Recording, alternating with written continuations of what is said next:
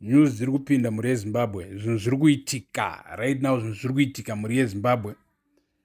So vakomana Love More Madhuku and Tendai Biti vane kesi yavo yavanga vakasvika nayo kuhigh court.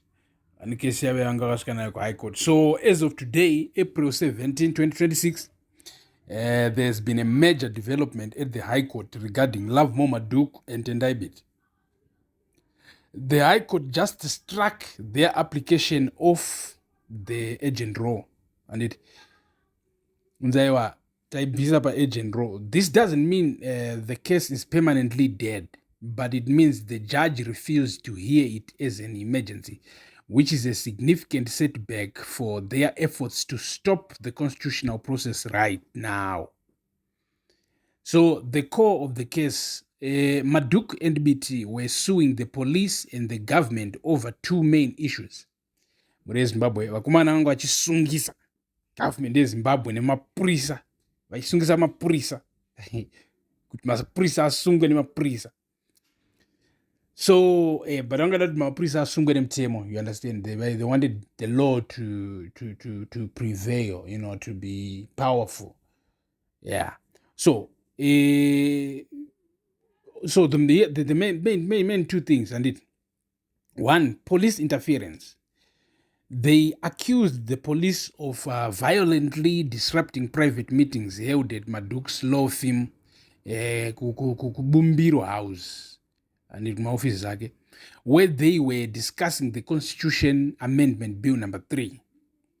Number 2, the amendment itself. They were seeking a court order to declare the police interference unlawful and to protect their right to mobilize against the bill, which seeks to extend the presidential term from 5 to 7 years. Why was it rejected? Yarambigwa chiche court case. Hanzi irurambigwa chi. So Justice Pisirai Kwenda ruled that the matter was not urgent enough to skip the usual long court queue. And it. So akumana ngada nyaya iskipika inde kumberi itange. So imuri kutoona kuti vatotongotanga vakatongorambigwa zvinhu izvi. Zimbabwean courts. So the result, the matter was removed from the agent role. Then the reaction, their lawyers, Alec Mchade Hama, confirmed they are waiting for the full written judgment to understand the judge's reasoning before they decide whether to appeal to the Supreme Court. Omana kula tura nyaya yakuindisa kumatare makuru. Muri kusinzwisisa imi. So kundokuvharigwa Pazhe kwavari kuitiwa kwavaitwa. Right. What this means for the amendment bill. So because the court refused to intervene urgently, the government can continue with its current timeline for the amendment bill number 3. The bill is moving forward to extend the term limits, potentially allowing President Mnangagwa to stay in power until 2030. Biti na Madhuku have argued that this is a farce and that the public hearings currently being held are not being done. I mean, are we still in the period of public hearings or my public hearings akatopera musi wa2 April? Because handipaipa tapiwa official dates vamusi wa30 kusvika musi wa2.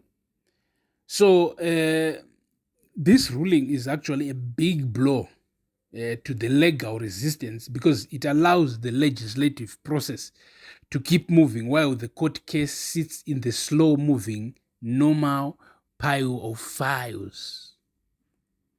So muri Zimbabwe ndo zviri kuitika izvi right now. Muri kuzvinzwa imi toda kumboti taure nezvinhu izvi, toda kumboti mbotaura nezvinhu just a little bit kuti tione kuti tiri pasame page here semazimbabweans.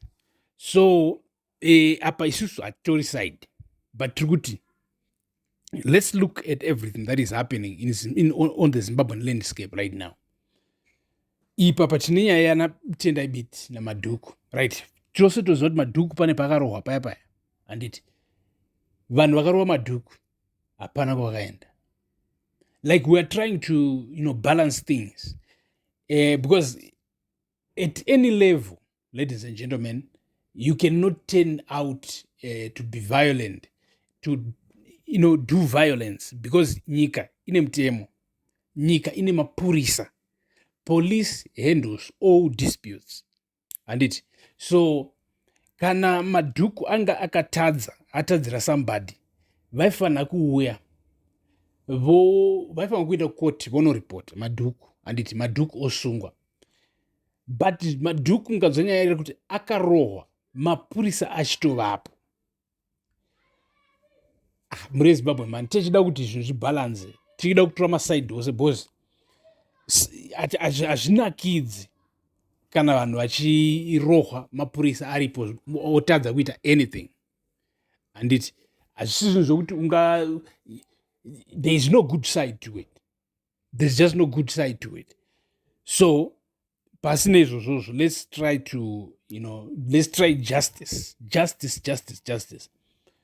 I look at nyika dzakafanana naChina, dzokuti you can see with our politicians, they are trying to copy the ideology from China. And China haizi nyika yekuti kwanzi vanhu vanongobatwa zvisiri pamutemo.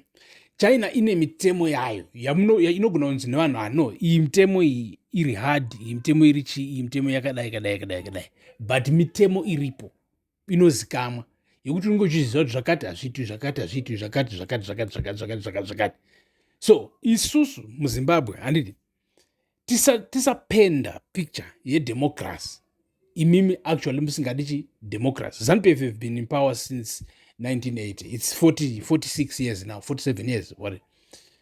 Those are a lot of years. Zvokuti whatever it wanted to establish, it should have established it.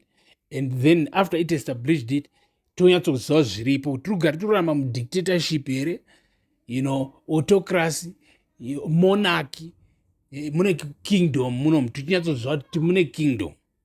Kana tisingadi kingdom, tichinyatsoziva kuti the king is our enemy. Kwete kuti torarama tiri half uchita senge uri mudemocracy, but kana kuda kurarama futi democracy yacho wana kuti pane vari kumanikidza tusada what are you saying? Where are we going? And it is so we don't mean to be unbalanced.